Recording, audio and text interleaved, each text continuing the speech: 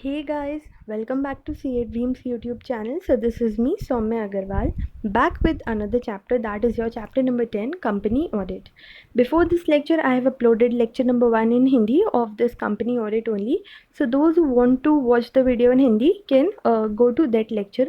This lecture is for the South Indian viewers or those viewers who want to watch the lecture in English. Okay. Also, one announcement, our channel has started one new plan that is about the daily targets. Okay, so it is a type of experiment by our channel. So their daily targets are being given.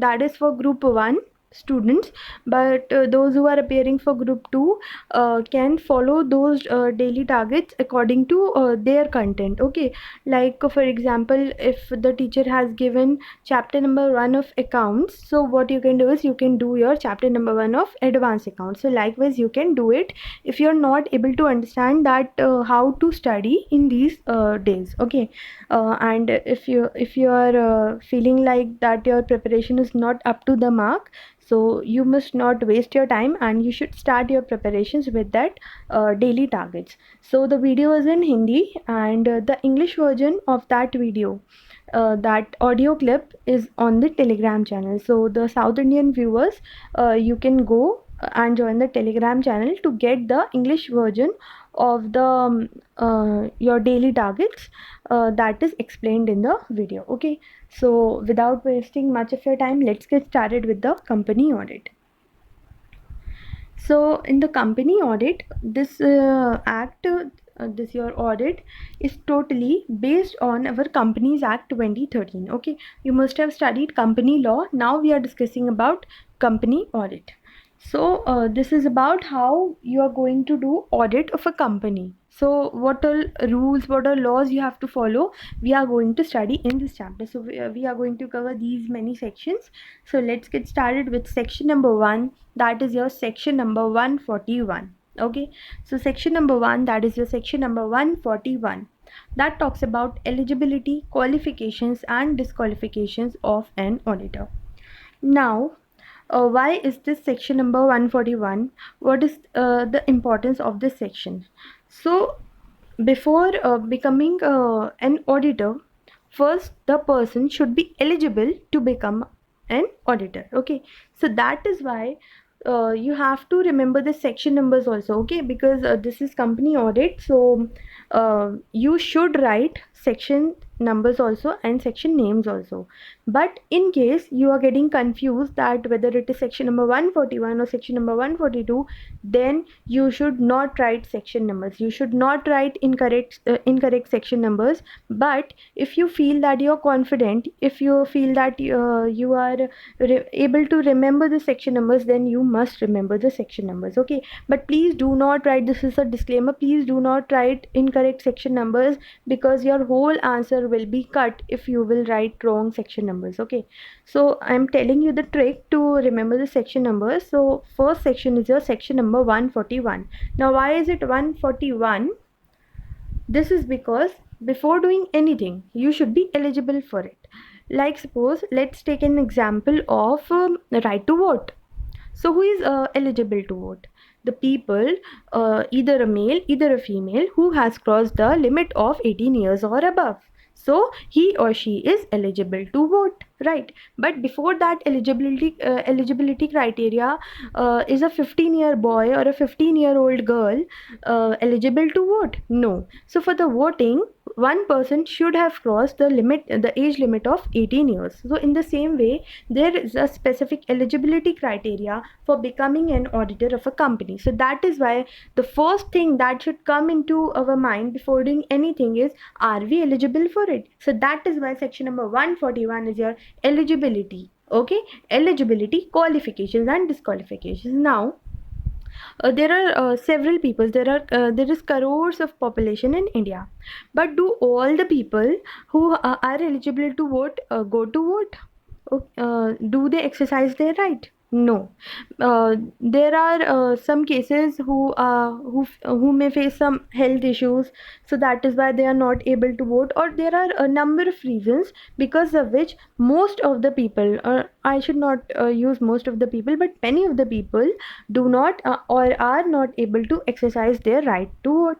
So what happens is they become disqualified, or you can say, suppose a person becomes lunatic. Okay, suppose he or she faces some mental issues, so what happens is he becomes disqualified, though he has crossed the limit of 18 or above, but he becomes disqualified. Okay, I guess I'm clear. Let me repeat it, what I'm trying to say. I just told you that if you want to vote in India, if you want to vote, so you must have crossed the age limit of 18 years or above. Okay, but what happens is if a person becomes lunatic, or he has faced any mental issue, or something happens because of which he is not able to exercise his right, so what happens is he becomes disqualified, he cannot vote. Okay, so now let's return back to our audit.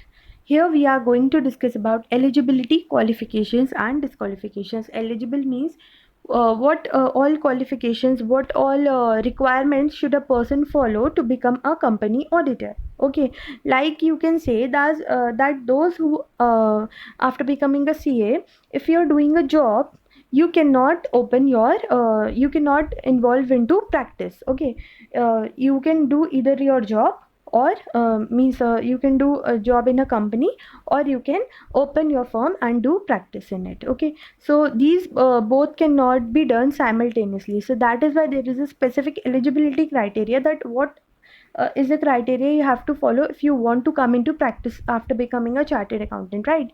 So similarly here also there is an eligibility criteria after following means after coming into which one person can become a company auditor. So, the provisions relating to eligibility, qualifications, and disqualifications of an auditor are governed by section number 141. So, what are the main provisions that are stated below? Now, how is the person eligible? So, this is the first point that we are going to discuss is eligibility. Okay, I hope that I am able to explain you. And if you are facing any issue, if you are having any doubt, then you can definitely comment down. I'll try to solve each and every doubt. Okay. Now, a person shall be eligible for appointment as an auditor of a company only if he is a chartered accountant. Now remember, I've explained you section number 138, internal auditor. There was a variety. Either a person can be a chartered accountant or a cost accountant or any professional by BOD or an employee also, right? But here, what is the eligibility criteria? The eligibility criteria is that the person shall be eligible for appointment as an auditor only if he is a chartered accountant. No other choice, no cost accountant, no other professional, only a chartered accountant. Okay, so it is for a person. Now what if a firm is going for the audit of a company? So it may be noted that where a firm where majority of partners are practicing in India. So if it is a firm, majority means 50% or more of the partners should be chartered accountant, plus they should be practicing in India. So for a person, there is one eligibility criteria, and that is that he should be a chartered accountant. But what if it is a firm? If it is a firm, so the majority of partners, that means majority of chartered accountants, should be practicing where? In India. So this practicing in India is only for the firm and not for a person. So please remember that a person, you can get confused into MCQs. Okay, there will be a question that Mr. A is a chartered accountant but is not practicing in India. So is he ineligible to become the company auditor? So the answer will be no, because he is a chartered accountant, he is eligible to become a company auditor. But on the other hand, if they will mention firm, then you should focus on this word practicing in India. Okay, so don't get confused and please focus on these words and keep highlighting. Okay, when you're watching this lecture, keep highlighting so that these all points you can be able to recall it. Okay, so what if a firm is a auditor, a firm wants to become an auditor, so majority of partners should be practicing in India and are qualified for appointment as a first it may be appointed by its firm name to be the auditor of a company. So what are the two eligibility criteria for a person? A CA, and for a firm majority of the partners should be CA and practicing in India. Okay. Now, second point they are talking is when a firm including a LLP partnership is appointed as an auditor of a company, only the partners who are chartered accountants shall be authorized to act and sign on behalf of the firm. Now, if it is a LLP, the previous point was about firm. So here firm was a chartered accountants firm. This firm is a CA firm. Okay, CA firm. But here they have specifically mentioned that it is a LLP. Okay, so if it is a LLP, then only the partners who are chartered accountants shall be authorized to act and sign on behalf of the firm. So here also you may get confused. There will be a question that it is a LLP.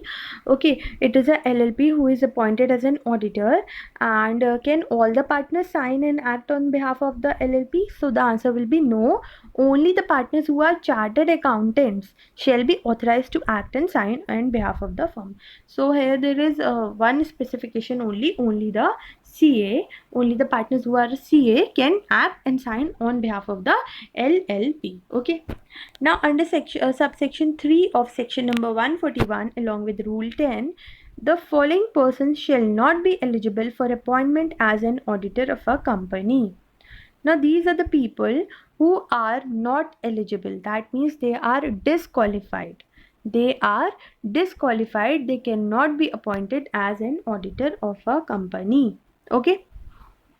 So here we were discussing about eligibility, and now we are discussing about your disqualifications. Also remember that if in the initial stage one person or one firm is eligible, okay, but what happens is in the later stage some limit is crossed or anything happens which will be covered in these following points, so that firm will become disqualified. That means it was eligible, but because it met out some specific disqualifications which were given by this act, so that is why now that firm or that person will form in the disqualifications portion, and so he has to quit from the auditor's position. Okay. So what are the disqualifications? When will a person become disqualified to become the auditor of a company? And it is not only about the firm, it is not only about the person, it is about the firm also, it is about body corporate also. So a body corporate other than LLP registered under LLP Act 2008. So this body corporate word is very important. Let me show you the definition of body corporate. What is the actual definition of body corporate? Give me a second.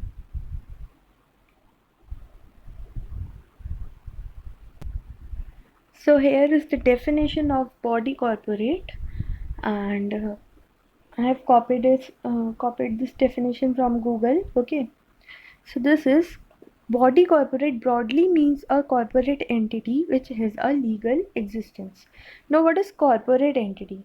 Corporate entity is an entity where there are number of people working in an entity is a corporate entity, right? So which is a legal existence is a body corporate. Now are all the body corporate eligible to become the auditor? No. Only LLP is eligible to become the auditor of a company. So the term body corporate is defined as this corporate entity which has legal existence, and this includes private company, public company, OPC, small company, LLP, foreign company, etc. But only this LLP is eligible to become the auditor of the company. Okay, so this is the definition of body corporate. Now a body corporate, now you all know that what is a body corporate.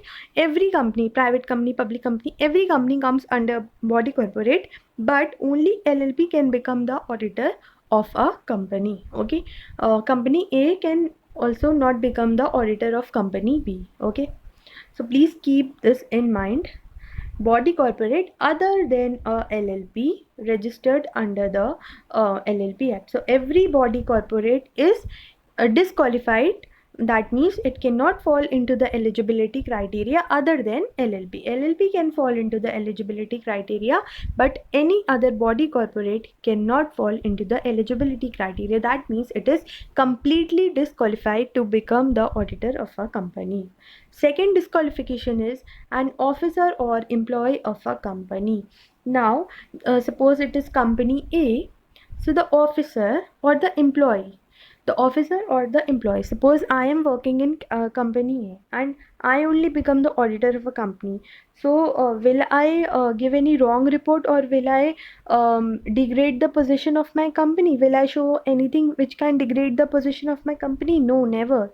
I will always take the side of my company only. So I will be biased towards my company. So that is why if I am the officer or the employee of company A, I can never become the auditor, as it will not be, you can say it will not be a true and fair opinion.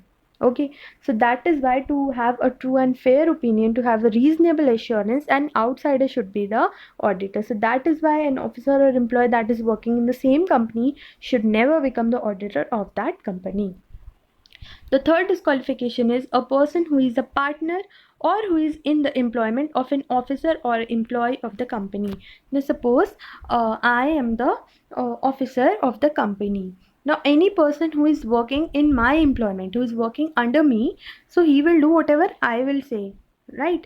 So that is why any partner or my partner, okay, suppose Mr. A is my partner and Mr. B is working under me. So both Mr. A and Mr. B will give that opinion only which I will tell them to give. So that is why it will not be a true and fair, it will not be a justice if they will only go and do the audit of the company in which I am the officer or the employee. So that is why any partner or any partner of officer or employee or any other person who is working in employment of the partner or employee, okay, of the officer or employee cannot become the auditor. So that is why the second disqualification is your this means partner or who is in the employment. Either it is a partner of the officer or he is the partner of the employee. Okay, so your third disqualification is partner.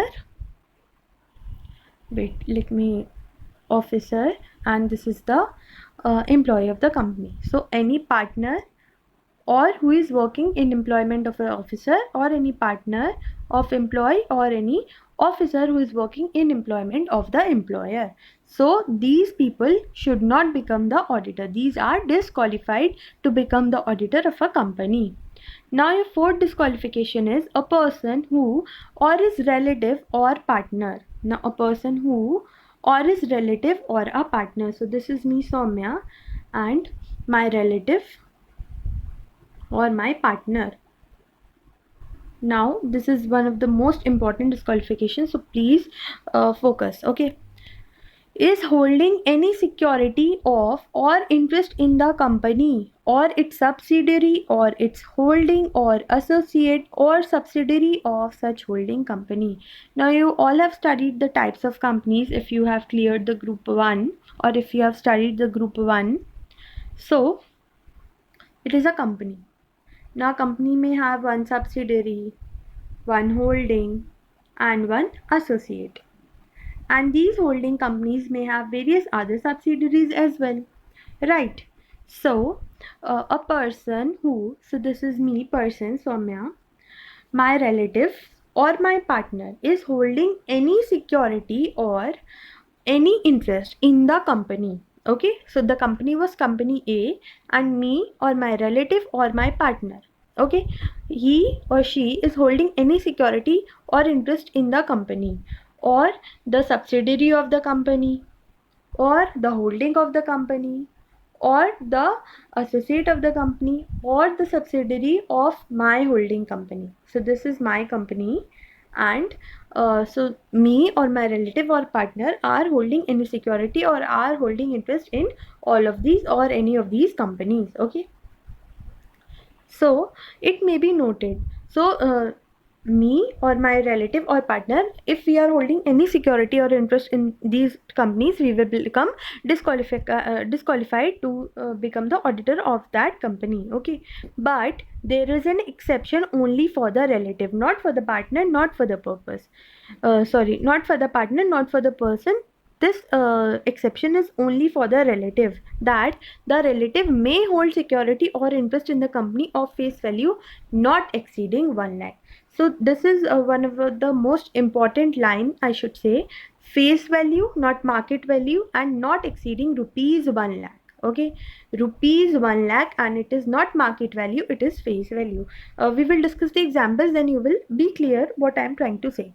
So this is the exception only for the relative, it is not for the person, and it is not for the partner as well. So the relative of the person, okay, the relative of the person, or you can say the relative of the person who is involved in the company, okay, is working in the company or is the officer of a company, that relative may hold any interest or security in the company of the face value up to 1 lakh.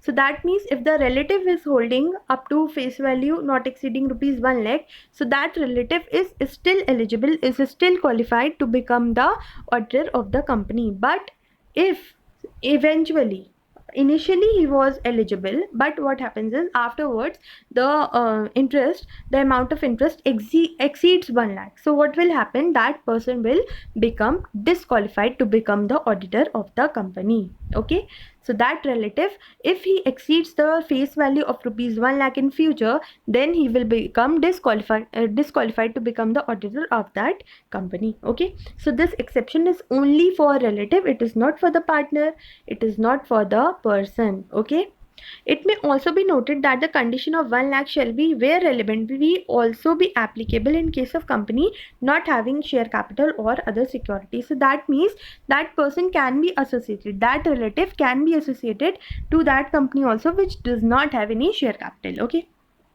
students may also note that in the event of acquiring any security or interest by a relative above the threshold prescribed limit, that what I already told you, that if the limit exceeds face value of rupees 1 lakh, the corrective action should be taken into 16 days, within 16 days. So what happens is, suppose my relative was initially in the limit only. Okay, he was holding only the security only till the face value of rupees 1 lakh, but what happens is that amount, after some time, that amount exceeds rupees 1 lakh. So the corrective action, either the amount of security should be reduced, or that person should be that person should resign, or that person should be removed from the position of the auditor within 60 days. So that means corrective action should be taken within 60 days of such acquisition or interest. Okay, now the following points merit consideration in this regard. So value of shares rupees 1 lakh that can be held by a relative is the face value and not the market value, which I have already told you.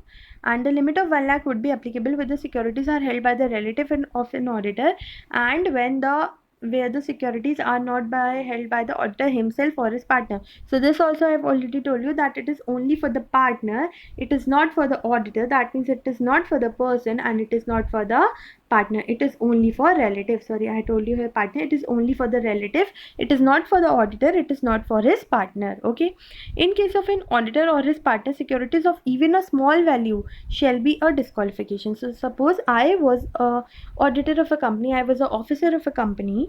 Okay, but if I hold even the face value of rupees 1 in the company, I will be completely disqualified. But my relative can hold up to face value of rupees 1 lakh.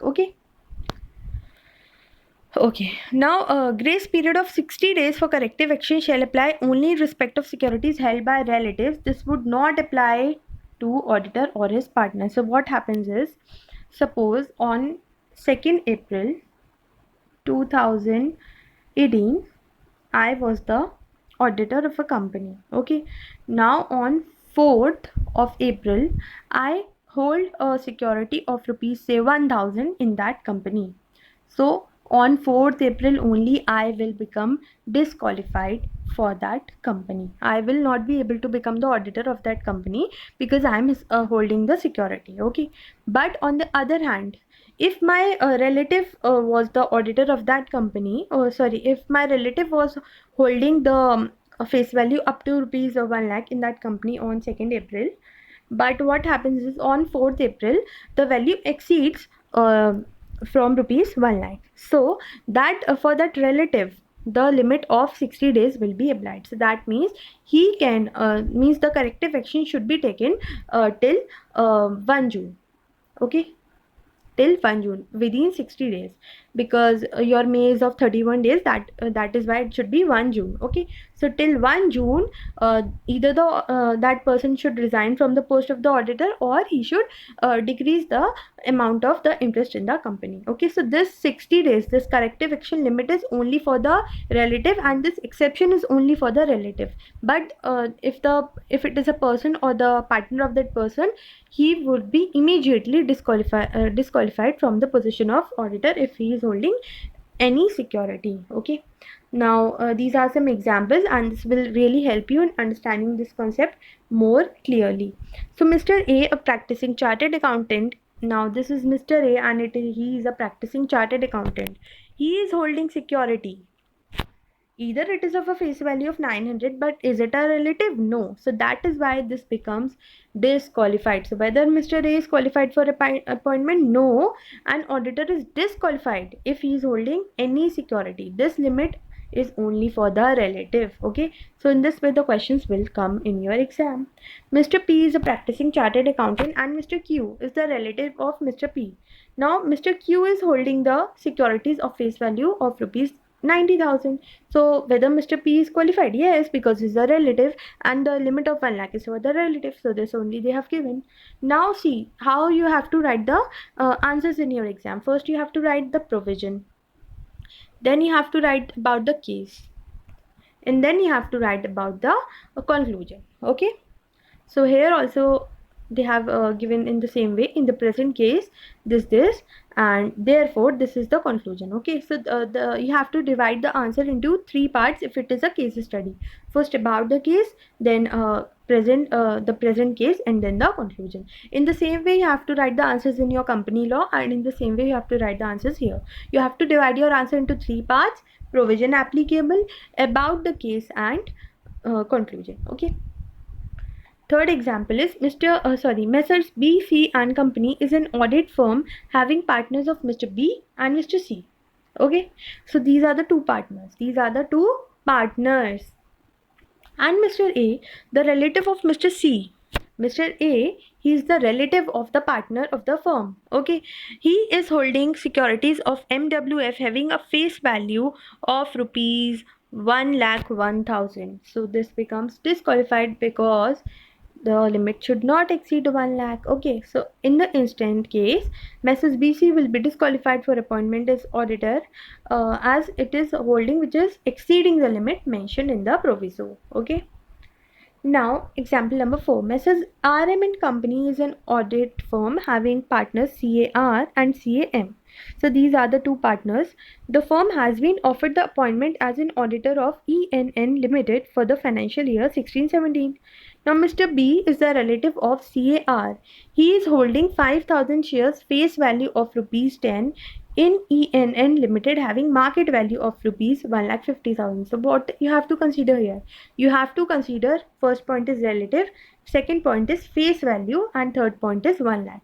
So here face value is 50,000 because 5,000 into 10, so it will be 50,000. So because here the interest is up to 1 lakh only, he is qualified. He is not disqualified. Okay, he is not disqualified because it is within the limit. Now comes your next disqualification. So when this was all about the security holding. So when now next disqualification is when either the person or his relative or his partner, okay, whether the person himself or his relative or partner is indebted to the company or its subsidiary holding associate or subsidiary of such holding company in excess of rupees 5 lakh. So this is your direct indebtedness. That means suppose Mr. A has taken the loan from company ABC Okay, he is directly indebted to company ABC. So he can become the auditor only if the limit of that loan, only if the limit of that indebtedness is up to rupees 5 lakh. But if it exceeds rupees 5 lakh, then he cannot become the auditor of company ABC.